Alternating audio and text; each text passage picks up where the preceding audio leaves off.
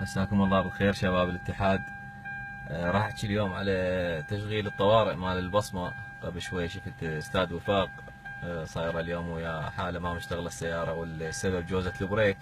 فمن تعطل جوزة البريك شباب، ويعني انت مستعجل تريد تروح الدوام، عندك حالة طوارئ معينة وما تشتغل السيارة البصمة، بكل بساطة بدون ما تدوس بريك طبعا لان هي اصلا الجوزة عاطلة.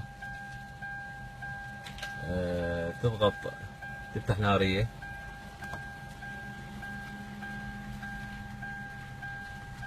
فتحنا نارية، لا ما ادري شنو سلابة ما ادري شنو. وظل ضاغط على البصمة 10 ثواني بدون لا بريك ولا جوزة ولا اي شيء، ظل ضاغط 10 ثواني. فتحت نارية احنا ضاغطين، سكتت السيارة ما تطور، اشتغلت. هاي مال حالة الطوارئ. بالنسبة للجير ما راح يتحرك ويانا لان احنا جوزة البريك عاطلة عندنا، فهذا القبق نشيله. هذا مثل ما تشوفون انا شايله لان مرات تحتاج اخليها علقا بالجراج.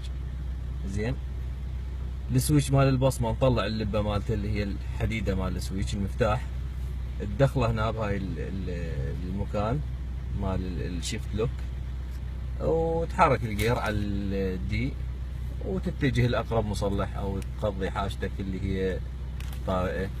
وتحياتي لكم أخوكم مصطفى المياحي.